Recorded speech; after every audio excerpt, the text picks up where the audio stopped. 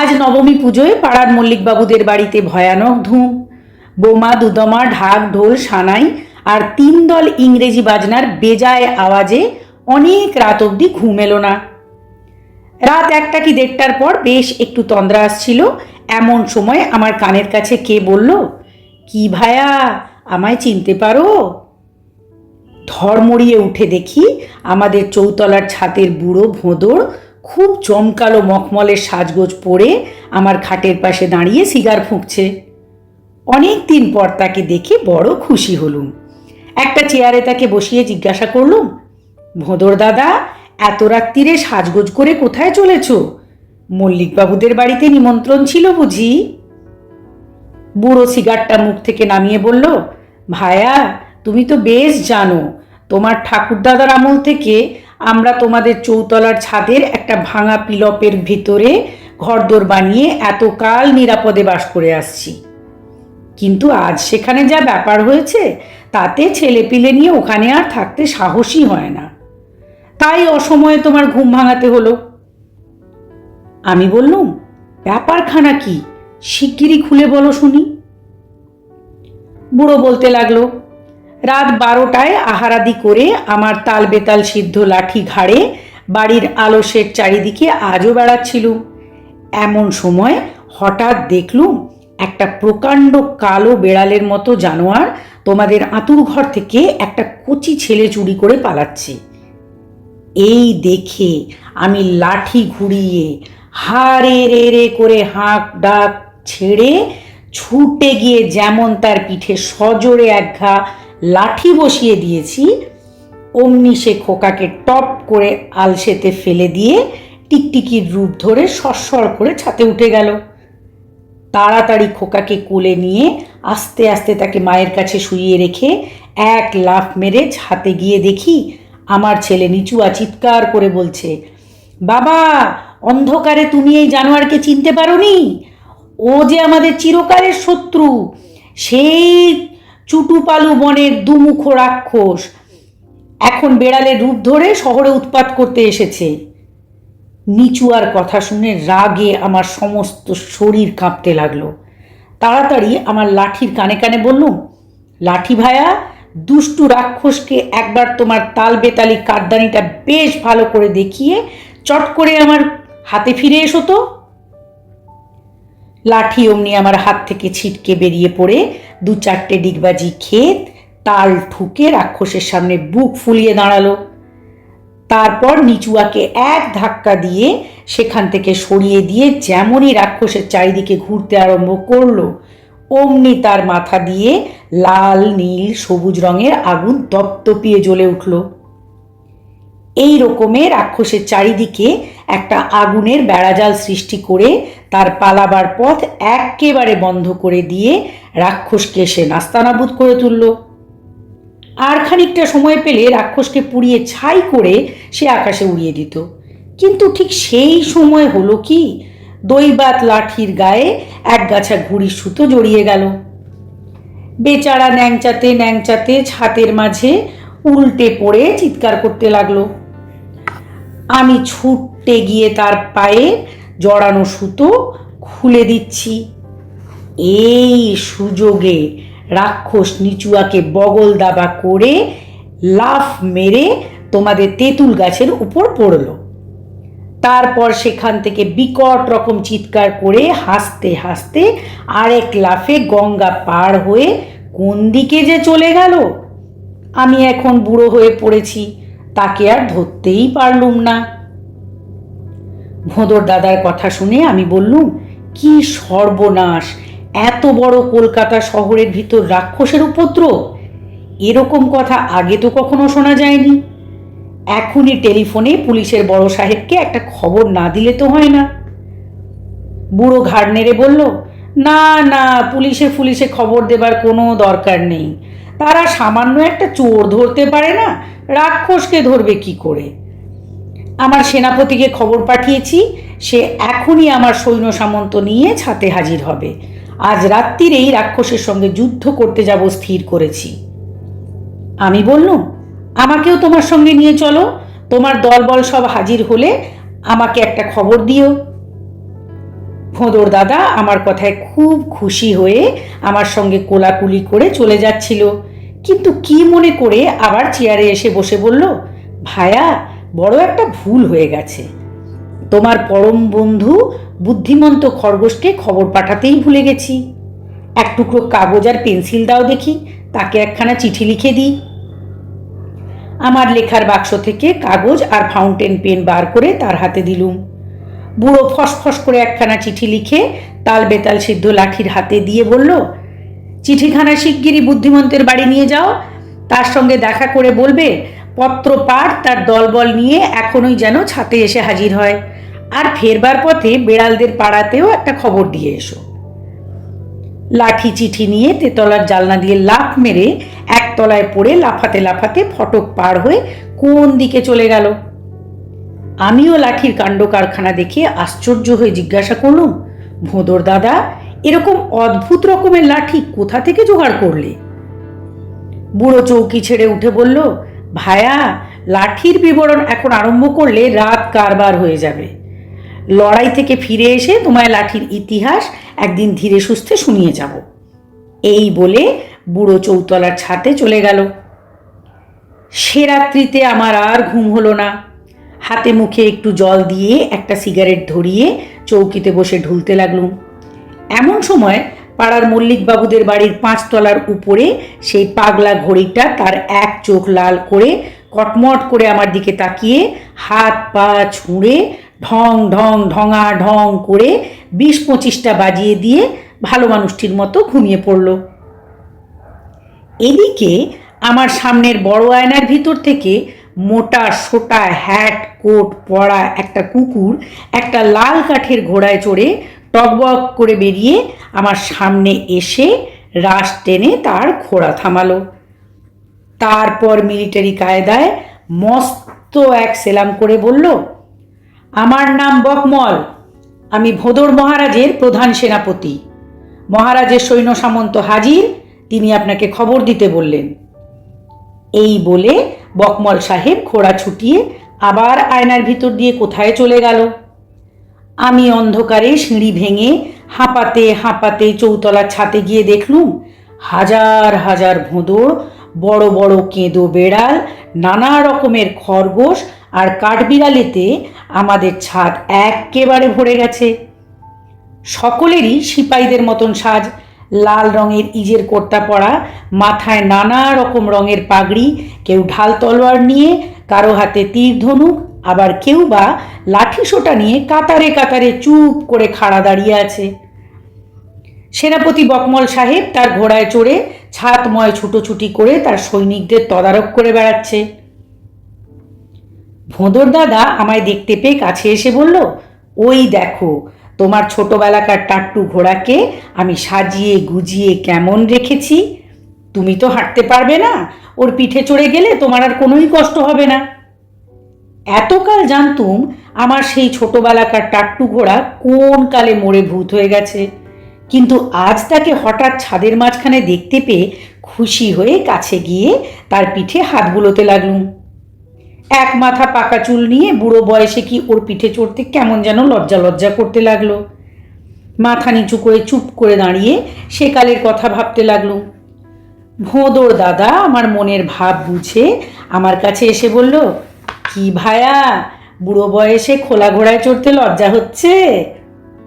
আচ্ছা দাঁড়াও, আমি সব ঠিক করে দিচ্ছি। এই বলে বুড়ো তার মখমলের কোটের পকেট থেকে একটা চমৎকার সোনার ডিবে বার করলো। তারপর তার ভেতর থেকে ডুমুরের মতো কি একটা ফল নিয়ে আমার হাতে দিয়ে বলল, এই নাও একটা বিজলে বউল, বেশ করে চিবিয়ে খেয়ে ফেলো, তারপর দেখা যাবে কি হয়। বিজলে বউল যেমনি মুখে দেওয়া আর অমনি দেখতে দেখতে আমি 5 বছরের ছোট ছেলে হয়ে পড়লুম। ভোঁদর দাদা পকেট থেকে একটা আয়না বের করে আমার সামনে ধরলো। তাতে দেখলুম আমার সমস্ত পাকা চুল কুচকুচে কালো হয়ে গেছে, মাথার টাকটা যে কোথায় পালিয়েছে তার ঠিক নেই। আমার কামিজটা মেমেদের ঘাগড়ার মতো আমার পায়ের তলায় লুটিয়ে লুটিয়ে পড়ছে, আর তার আস্তিন দুটো পাখির ডানার মতো আমার কাঁধের দুদিকে হাওয়ায় উড়ছে। পায়ের তালতলার চটি জোড়া এত বড় হয়ে গেছে যে তাতে করে অনায়াসে গঙ্গা পার হতে পারি।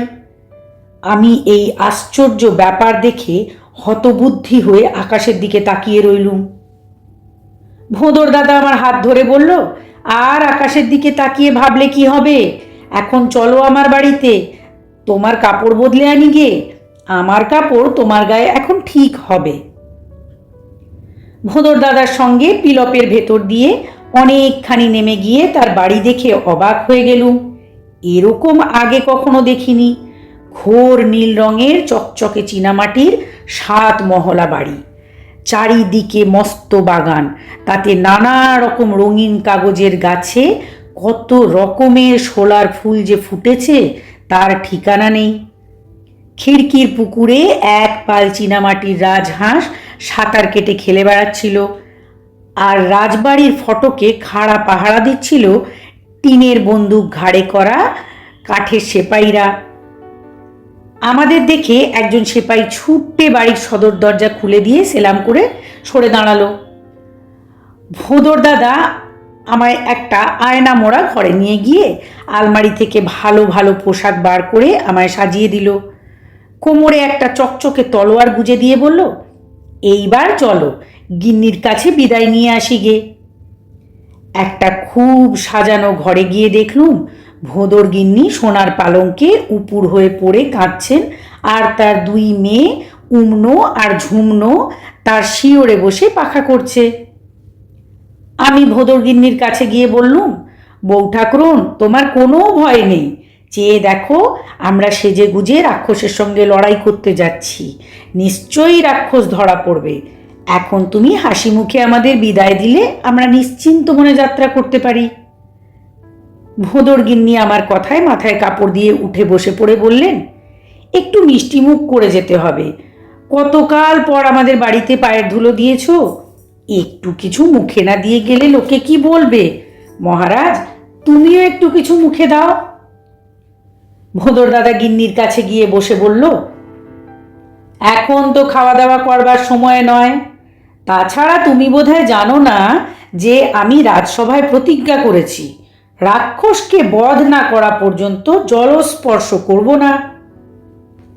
গিন্নি তখন তার সোনার বাটা থেকে কতগুলো তবক মোড়া পান বার করে আমাদের হাতে দিয়ে বললেন, তবে এখন এসো, কিন্তু নিচুয়া ফিরে এলে একদিন ধুমধাম করে এখানে এসে খাওয়া দাওয়া করতে হবে, কিন্তু মনে থাকে যেন। আমরা পান চিবুতে চিবুতে রাজবাড়ির চণ্ডী মণ্ডপে গিয়ে প্রকাণ্ড এক অজগর সাপের খোলকে প্রণাম করে 2খানা আলপনা দেওয়ায় পিড়িতে দাঁড়ালুম। রাজপুরোহিত ইঁদুর মহাশয় সবুজ চেলির জোর পরে সোনার থালায় ধান দুর্বা নিয়ে খুব ঘটা করে আমাদের আশীর্বাদ করে হাত জোর করে আমাদের সামনে তার ল্যাজ নাড়তে লাগলেন। চাপকান চোগা পড়া দেওয়ানজি নেংটি বাহাদুর ব্যস্ত সমস্ত হয়ে আমাদের হাতে গোটা 2 করে আক্কবড়ি বাদাম গুজে দিয়ে ফিসফিস করে বলে দিলেন, পুরোহিত মশাইয়ের প্রণামী। আমরা সেই পচা বাদাম দিয়ে পুরোহিত মশাইকে প্রণাম করে উঠে দাঁড়াতেই কোথা থেকে বেজি আচার্যি ছুটে এসে জোড়া মরা ব্যাঙ আমাদের পায়ের কাছে ফেলে দিয়ে বলল, মরা ব্যাঙ যাত্রাকালে খুবই শুভ লক্ষণ, অতএব মহারাজরা একটিবার এই দিকে দৃষ্টিপাত করুন, পথে কোনো অমঙ্গল হবে না। আচার্য পেলেন রামচন্দ্রের আমলের 1 টুকরো পনির।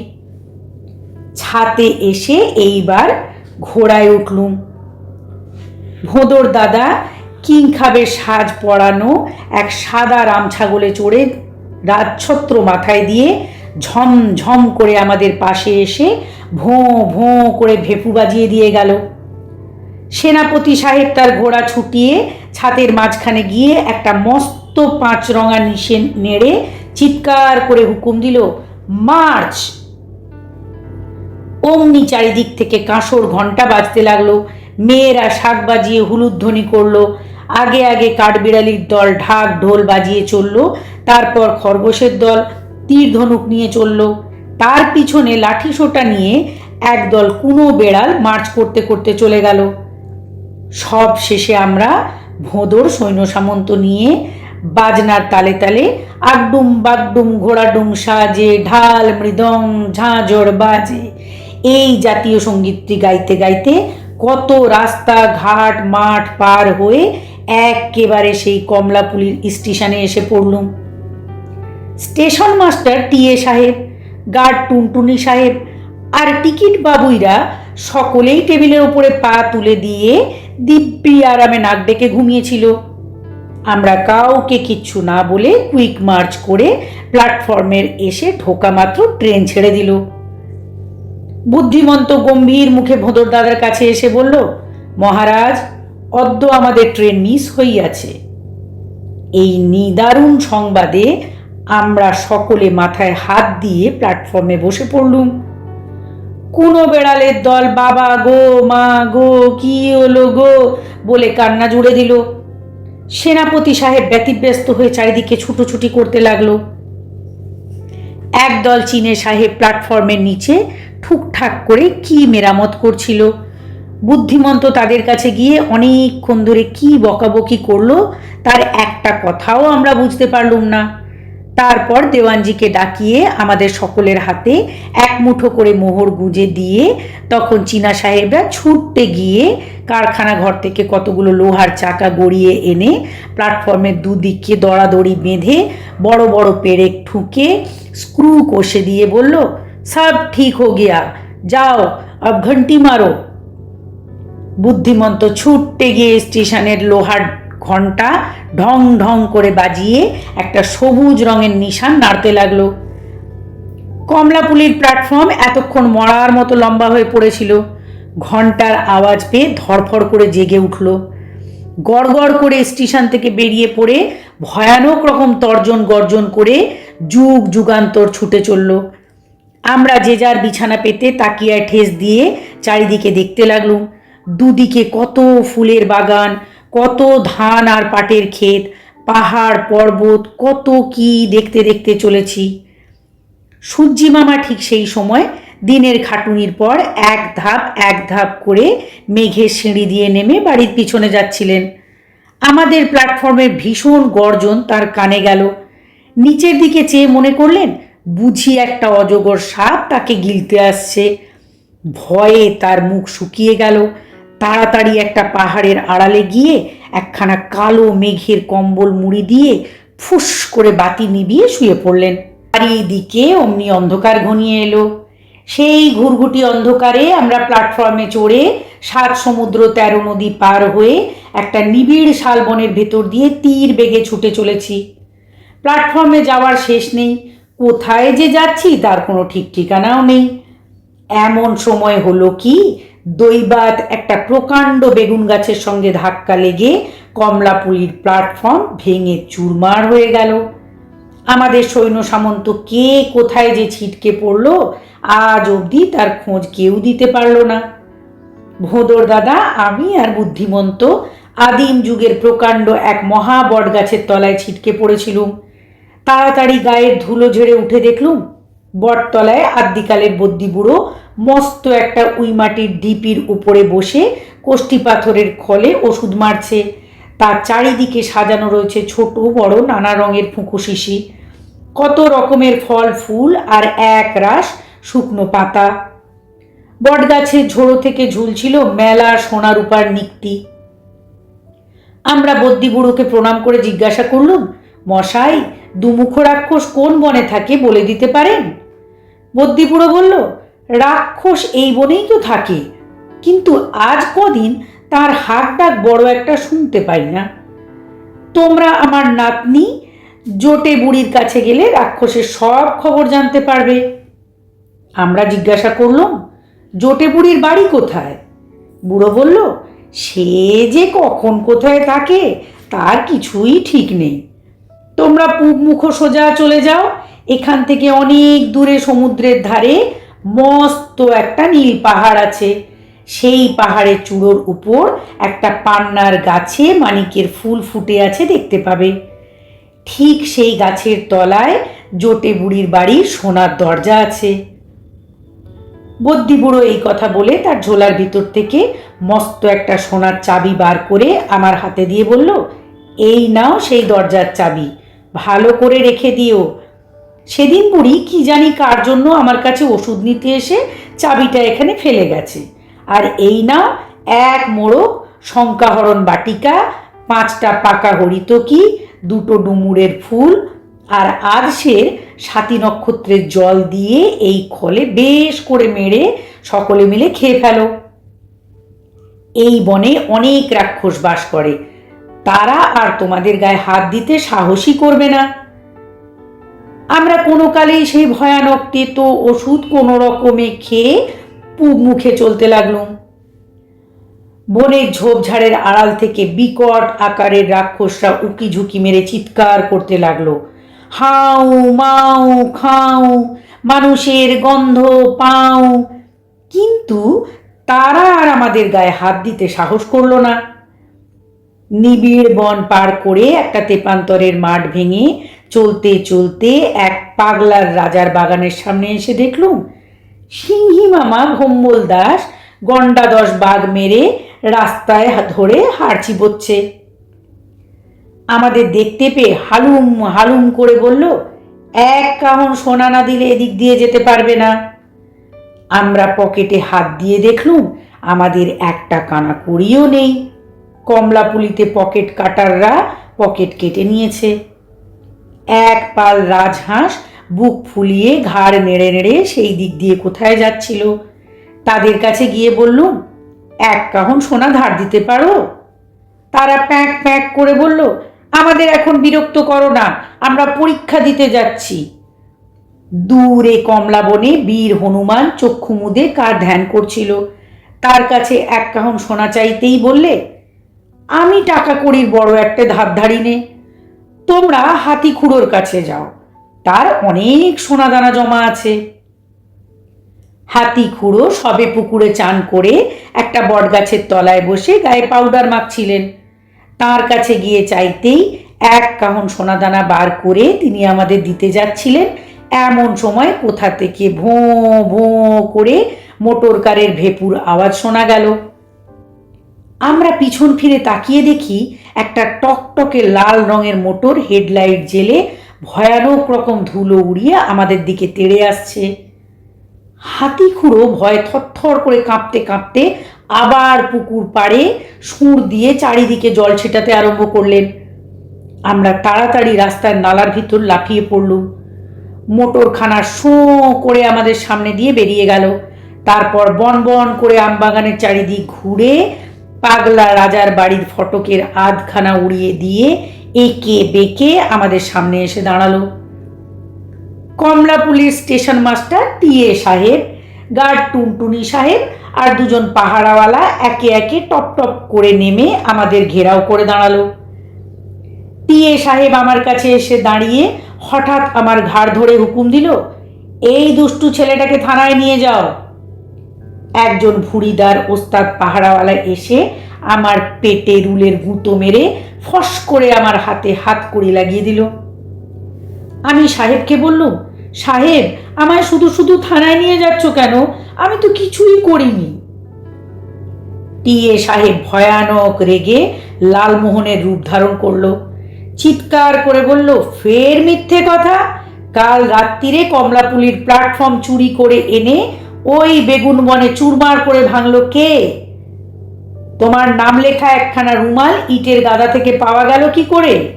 টিএ সাহেব সামনে এসে বুদ্ধিমন্তকে বলতে লাগলো, এই দোর্দণ্ড প্রতাপশালী দিগ্বিজয়ী ভোঁদর মহারাজের কুমার বাহাদুরকে চুটুপালু বনের যুগানন রাক্ষস হরণ করিয়া পলায়ন করিয়াছে।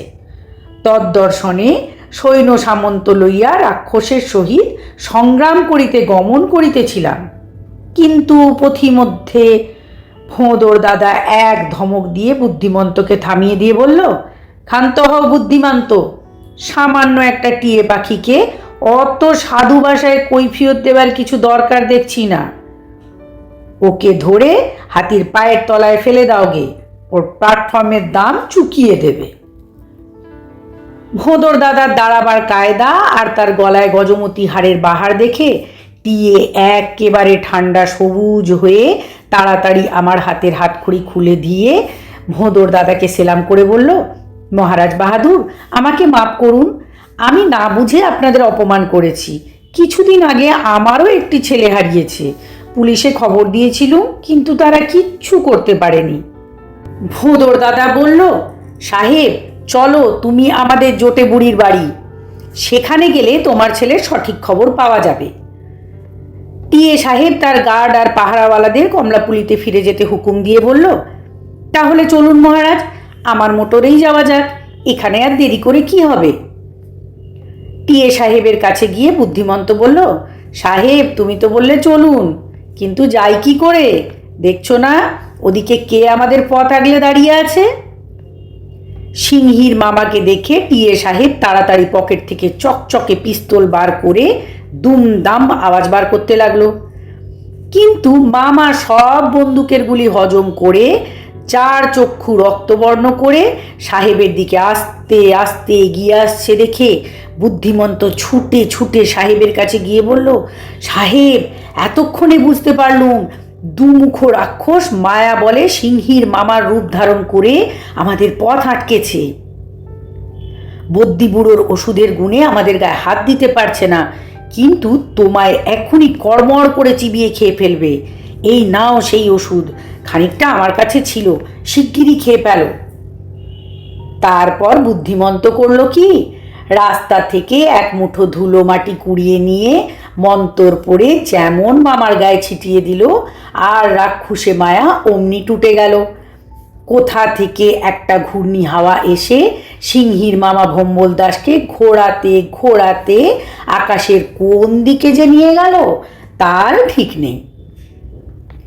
আমরা তখন মোটরে চড়ে সমুদ্রের ধার দিয়ে যেতে যেতে নীল পাহাড়ের চূড়োর উপর সেই পান্নার গাছতলায় এসে পড়লুম।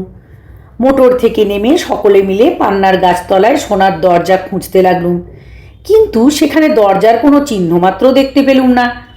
খালি দেখলুম দুটো তালপাতার সেপাই গাছের ঠিক নিচে দাঁড়িয়ে বন বন করে তালপাতার রং করা ঢাল তলোয়ার ঘোরাচ্ছে। এত জোরে তলোয়ার ঘোরাচ্ছিল যে আমরা কেউ তাদের কাছে যেতে সাহসী করলুম না, মনে কেমন ভয় হতে লাগলো। টিএ সাহেব মস্ত একটা পাথর কুড়িয়ে নিয়ে তাদের ছুঁড়ে মারল, কিন্তু পাথরটা তালপাতার সেপাইয়ের ঢালে ঠিকরে এসে সাহেবেরই কপালে লাগলো। বেচারার কপাল ফুলে ঢোল হয়ে উঠল। টিএ সাহেব ভয়ানক রেগে গিয়ে বলল, আমার কাছে খানিকটা বারুদ আছে, তোমরা সকলে যদি অনুমতি দাও তাহলে বারুদ দিয়ে এই তালপাতার সেপাইদের এখান থেকে উড়িয়ে দিতে পারি। কত বড় বড় পাহাড় উড়িয়ে দিয়েছি, আর সামান্য দুটো তালপাতার সেপাই উড়িয়ে দিতে পারবো না? এমন সময় একটা ল্যাজ ফুলো শেয়াল ঢোল বাজিয়ে নাচতে নাচতে আমাদের কাছে এসে বলল, তোমরা এখানে দাঁড়িয়ে ভাবছো কি? টিএ সাহেব বুক ফুলিয়ে বলল, ভাবছি তালপাতার সেপাই দুটোকে বারুদ দিয়ে এখান থেকে উড়িয়ে দেব। শেয়াল হো হো করে হেসে উঠে বলল, তোমাদের সাধ্য কি যে ওদের এখান থেকে নড়াতে পারো? ওরা কতকাল ঠিক ওই জায়গায় দাঁড়িয়ে ঢাল তলোয়ার ঘোরাচ্ছে তার কোনো ঠিকই নেই। আমার ঠাকুমার কাছে শুনেছিলুম অনেক দিন আগে ওই বনের রাক্ষসরা ওদের সঙ্গে যুদ্ধ করতে এসেছিল, কিন্তু কেউ ওদের কাছে ঘেঁষতে পারেনি। তার কাছে শুনেছি ময় নামে এক দানব এই তালপাতার সেপাই দুটোকে তৈরি করে এখানে দাঁড় করিয়ে রেখে গেছেন। শেয়ালের কথা শুনে আমরা গালে হাত দিয়ে একটা পাথরের উপর বসে ভাবতে লাগলাম কি করা যায়। ভোঁদর দাদা মুখ শুকিয়ে কাঁদো কাঁদো সুরে বলল, এত কষ্ট করে সৈন্য সামন্ত সব হারিয়ে এত দূরে এসে শেষে কি শুধু হাতে বাড়ি ফিরতে হবে? তোমাদের যাদের ইচ্ছে হয় ফিরে যাও, আমি ওই সমুদ্রের ধারে তুষানলে প্রাণত্যাগ করব ঠিক করলুম। তারপর বুদ্ধিমন্তর কাছে গিয়ে তার হাত ধরে বলল, বুদ্ধিমন্ত, তোমার প্রভুর এই শেষ কাজটার বন্দোবস্ত করে দিলে সুখে মরতে পারি। তারপর আমার কাছে এসে ভোঁদর দাদা বলল, ভায়া, আমি মরবার পর আমার মাথায় যে দুটো সাপের মাথার মণি দেখছো, ও দুটো উমনো আর ঝুমনোকে দিও, আর এই গজমতির হাড় ছড়া গিন্নিকে দিয়ে বলো। এইটুকু বলে ভোঁদর দাদা আর কথা বলতে পারল না, মুখে রুমাল দিয়ে চুপ করে বসে রইল। আমি বুদ্ধিমন্তর কাছে গিয়ে বললুম, এসো সকলে একসঙ্গে তুষানলে প্রাণত্যাগ করা যাক। বাড়ি ফিরে আবার বড় বড় পণ্ডিত মশাইদের হাতে পড়ার চেয়ে প্রাণত্যাগ করা ঢের ভালো মনে করছি। বুদ্ধিমন্ত আমার কথা শুনে বলল, আমি তো ভাই মরেই আছি, আমার বাঁচা মরা দুই সমান। কোনো দিন শিয়াল ভাইয়াদের হাতে পড়ে প্রাণটা যাবে, তার চেয়ে বন্ধুদের সঙ্গে একসঙ্গে প্রাণত্যাগ করা খুব ভালো মনে করি। টিএ সাহেব, তুমি কি করবে? সাহেব বুক ফুলিয়ে বলল, আমি মরতে ভয় করি নে, কিন্তু পুড়ে মরতে পারবো না, কারণ সেটা আমাদের ধর্ম নয়। আমার এই পিস্তলের গুলি খেয়ে আমি মরতে রাজি আছি। এই কথা বলে সাহেব বুদ্ধিমন্তর হাতে পিস্তলটা দিয়ে একটু দূরে গিয়ে একটা পাথরে ঠেস দিয়ে দাঁড়ালো। তারপর পকেট থেকে একটা লাল রঙের রুমাল বার করে নিজের দুই চোখ বেশ করে বেঁধে চিৎকার করে বলল, আমি প্রস্তুত, তাক করে ঠিক আমার বুকে মারো। শেয়াল ভাইয়া আমাদের সকলের রকম সকম দেখে হেসে গড়াগড়ি দিয়ে বলল, আচ্ছা, তোমরা প্রাণ ত্যাগ করবার জন্য হঠাৎ এত ব্যস্ত হলে কেন বুঝতে পারছি না। আগে আমি কি বলি শোনো, তারপর যা হয় তাই করো। এই বলে শেয়াল আমাদের সামনে একটা পাথরের ওপর বসে বলতে লাগলো, আমাকে প্রায় রোজ রাত্রিরে এই জায়গাটা দিয়ে আনাগোনা করতে হয়। সেদিন রাত্রিরে আমার বাড়ি ফিরতে একটু দেরি হয়ে গিয়েছিল, তখন রাত প্রায় 4 প্রহর হবে। এই জায়গাটায় আসবা মাত্র সেদিন আমার গা কেমন ছমছম করে উঠল। এরকম ছমছমে ভাব আগে আমার কখনো হয়নি। মনে করলুম সকালে নাপিত ভাইয়া আমায় কামাতে কামাতে আমার নাক কেটে দিয়েছিল, তাই বুঝি এমন গা ছমছম করছে। এমন সময় হঠাৎ দেখলুম একটা পরমা সুন্দরী মেয়ে সমস্ত পাহাড় আলো করে এই দিকে আসছে। আমি তাড়াতাড়ি ওই ঝোপের ভিতরে লুকিয়ে দেখতে লাগলুম এত রাত্রিরে সে এখানে এসে কি করে। মেয়েটি একটা সাদা বেড়াল কোলে করে তালপাতার সেপাইদের সামনে এসে দাঁড়ালো। তারপর বেড়ালের কানে কানে কি বলে দিয়ে এই পান্নার গাছতলায় ছেড়ে দিল। বেড়ালটা দুধের মতো সাদা, খালি তার কপালে ছিল একটা লাল দাগ। তোমরা যদি আমার কাটা নাক জোড়া দিতে পারো, তাহলে আমি বলে দেব বেড়াল তালপাতার সেপাইদের কি করে সরালো। ভোঁদর দাদা রুমাল মুখে দিয়ে সব শুনছিল। তড়াক করে লাফিয়ে উঠে পকেট থেকে একটা শিশি বিশল্যকরণীর আরক বার করে শিয়ালের নাকে লাগিয়ে দিল। অমনি তার নাক বেমালুম জোড়া লেগে গেল। শেয়াল তখন 2 হাত তুলে নাচতে নাচতে বলল, তোমাদের মধ্যে যার কপালে রাজটিকা আছে, সে যদি পান্নার গাছে উঠে 2টো মানিক ফুল পেড়ে এনে সেপাই দুটোর গায়ে ফেলে দেয়, তাহলে ওরা এখনই এখান থেকে সরে যাবে। এই বলে শেয়াল ঢোল বাজিয়ে নাচতে নাচতে নাপিত ভাইয়ার বাড়ির দিকে চলে গেল। বুদ্ধিমন্তর কপালে একটা লাল দাগ দেখতে পেয়ে আমি জিজ্ঞাসা করলুম, তোমার কপালে ওটা কিসের দাগ হে? বুদ্ধিমন্ত বলল, অনেক কাল আগে আমি কুসুমবতী নগরীর অধিপতি ছিলুম। আমার 4 মহিষী ছিল। জগদীশ্বর আমাকে নানা জনপদের অধীশ্বর করে অসংখ্য প্রজাগণের হিতাহিত চিন্তার ভার দিয়েছিলেন। আমি বুদ্ধিমন্তর কাছে একটু সরে এসে বললুম, তারপর? বুদ্ধিমন্ত বলল, তারপর একদিন কি কুক্ষণে আমার মাথার এক খেয়াল উদয় হলো। আমার প্রধানমন্ত্রীকে ডেকে বললুম, মন্ত্রী, আমি শাহেনশাহ বাদশাহ হারুন আল রশিদের মতো ছদ্মবেশে আজ রাত্রিরে আমার নগরীতে কোথায় কি হচ্ছে সেটা দেখবার ইচ্ছে করি। তুমি সেনাপতি আর নগরপাল ছদ্মবেশে আমার সঙ্গে থাকবে। আমি রাত্রিরে আহারাদি করে আমার প্রমোদ কাননে তোমাদের জন্য অপেক্ষা করব, সেইখানে আমার সঙ্গে দেখা করো। এখন যাও, তার সব বন্দোবস্ত করো গে। দেখো এ কথা যেন কেউ জানতে না পারে। আমি বুদ্ধিমন্তর কাছে আরও একটু সরে এসে বললুম, তারপর কি হলো? ভোঁদর দাদা বিরক্ত হয়ে বলল, ভায়া, এখন তারপরের আর সময় হবে না। আকাশের দিকে তাকিয়ে দেখো, প্রায় অন্ধকার হয়ে এলো। বাড়ি ফিরে একদিন তোমার খরগোশের কাহিনী শুনিয়ে দেব। এখন শেয়াল যা বলে গেল, এটা সত্যি কি মিথ্যে একবার দেখা তো দরকার। টিএ সাহেব খুব গম্ভীর হয়ে একটু মুচকে হেসে বলল, মানিকের ফুল বাজারে বেচলে অনেক দাম পাওয়া যাবে, কিন্তু তালপাতার সেপাইদের গায়ে ছুঁয়ে দিলে ওরা যে এখান থেকে নড়বে এই কথা আমার বিশ্বাস হয় না। সাহেবের কথায় বুদ্ধিমন্ত ভয়ানক বিরক্ত হয়ে বলতে লাগলো, তুমি এই ২০ শতাব্দী সুপক্ষী হয়ে এমন কথা কি করে যে বললে বুঝতে পারলুম না।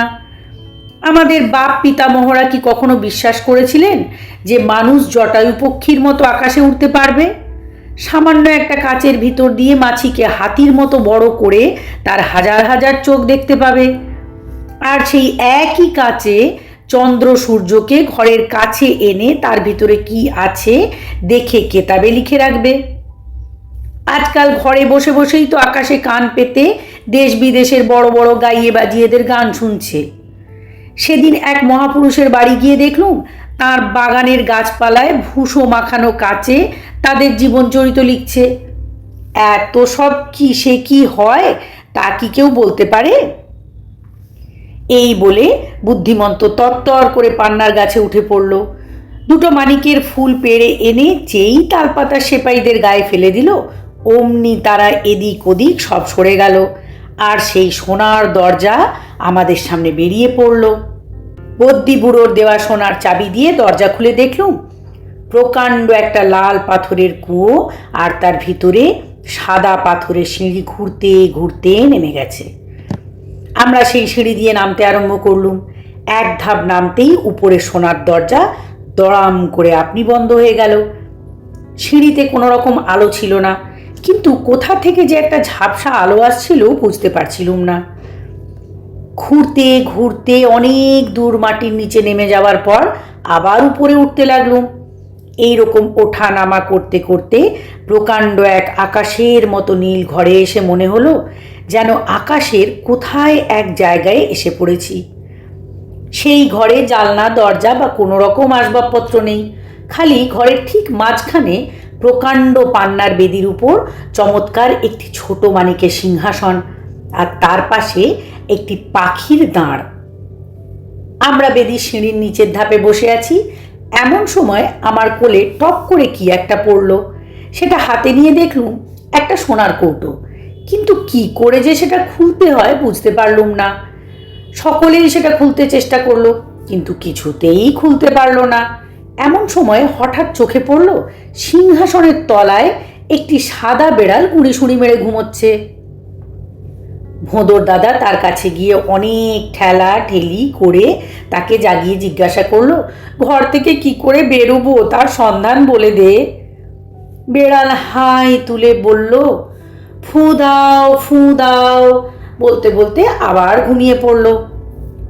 আমরা ঘরের চারিদিকে ফু দিয়ে বেড়াতে লাগলুম। ফু দিতে দিতে আমাদের চোয়াল ধরে গেল, তবুও ঘর থেকে বেরোবার কোনো পথই খুঁজে পাওয়া গেল না। টিয়ে সাহেব ভয়ানক বিরক্ত হয়ে পকেট থেকে পিস্তল বার করে বেড়ালের কানের কাছে ফাঁকা আওয়াজ করতে লাগলো। তখন বেড়াল ধর্মড়িয়ে উঠে বলল, তোমরা আমার কাঁচা ঘুম ভাঙালে কেন? আমি রাক্ষসের দুটো জিভ খেয়ে বেশ আরামে ঘুমোচ্ছিলুম। ভোঁদর দাদা ভয়ানক চটে গিয়ে বলল, তুই যে একটু আগে বললি ঘরে ফু দিতে, সেই অবধি ফু দিয়ে দিয়ে আমাদের দম বেরিয়ে যাওয়ার জোগাড় হয়েছে, কিন্তু কই কিছুই তো হলো না। বেড়াল এক গাল হাসি হেসে বলল, ঘরের চারিদিকে ফু দিয়ে বেড়াতে তোমাদের কে বলল? ওই সিঁড়ির ধাপে বসে সোনার কৌটোয় একবার ফু দিয়ে দেখো দেখি কি হয়। এই বলে বেড়াল কোন দিকে চলে গেল। আমি সিঁড়ির ধাপে বসে যেমন কৌটোতে ফু দিয়েছি অমনি তার ডালা আপনি খুলে গেল, আর তার ভিতর থেকে একটা ছোট্ট নীল রঙের পাখি ফরফর করে উড়ে সেই সোনার দাঁড়ে গিয়ে বসে শীষ দিতে লাগলো। তার একটু পরে জোটে বুড়িমা কি জানি কোথা থেকে এসে সিংহাসনে বসলেন। বুড়িমার আজকে সাজ দেখে আমরা সবাই অবাক হয়ে গেলুম। তার পরনে একখানি জুঁই ফুলের শাড়ি, তাতে চন্দ্রমল্লিকার পাড় বসানো, গলায় শিউলি ফুলের 7 লহর, মাথায় নবদুর্বা দলের চমৎকার একটি মুকুট, তাতে ফোঁটা ফোঁটা শিশির পড়ে হীরের মতো চিকচিক করছে। তার 2 কানে সদা সোহাগিনী ফুলের কানবালা, আর কপালে জলজল করছিল সন্ধ্যা তারার একটি টিপ। এই সাজে জোটে বুড়িমা সিংহাসনে বসতেই সমস্ত ঘর একটা নতুন রকমের আলোয় ভরে গেল। আমরা তাকে প্রণাম করে পায়ের ধুলো নিয়ে জোড়হাতে তার সামনে দাঁড়ালুম। বুড়িমা আমাদের আশীর্বাদ করে বলতে লাগলেন, মহারাজ, তোমার ছেলে নিচুয়া ভালো আছে। সে 7 দিন 7 রাত দুমুখ রাক্ষসের সঙ্গে লড়াই করে রাক্ষসকে বধ করে তার 2টো জিভ কেটে নিয়ে আমার বেড়ালকে খাইয়েছে। তার সাহস দেখে খুব খুশি হয়ে আমি তাকে চটুপালু বনের রাজা করে দিয়েছি। এখন থেকে সে সোনার সিংহাসনে বসে রাজছত্র মাথায় দিয়ে সুখে রাজত্ব করছে। পিয়ে সাহেব, তোমার ছেলেও খুব সাহস দেখিয়েছে। সে বরাবর নিচুয়ার পাশে দাঁড়িয়ে যুদ্ধ করছিল। আমি তাকে নিচুয়া মহারাজের মন্ত্রী করে দিয়েছি। এখন তোমরা আহারাদি করে আজ রাত্রিরে আমার এখানে থেকো। কাল সকালে আমার পক্ষীরাজ ঘোড়ায় চড়িয়ে তোমাদের চটুপালু বনে নিচুয়া মহারাজের কাছে নিয়ে গিয়ে রেখে আসবো। এই বলে বুড়িমা অন্তর্ধান হলেন। আমরা আহারাদি করে সেই নীল পাখির গান শুনতে শুনতে ঘুমিয়ে পড়লুম। এমন সময় কে বলে উঠল, হুজুর, চা ঠিক হয়েছে। চমকে উঠে তাকিয়ে দেখি দোতলার বারান্দায় একটা চেয়ারে বসে আছি। সামনের টেবিলে সকালের চায়ের সরঞ্জাম গুছিয়ে রেখে ফকির একপাশে দাঁড়িয়ে, আর পাড়ার বুড়ো পূর্ণবাবু হুঁকো হাতে আমার সামনে একটা চেয়ারে বসে খবরের কাগজ কোলে করে ঢুলছেন।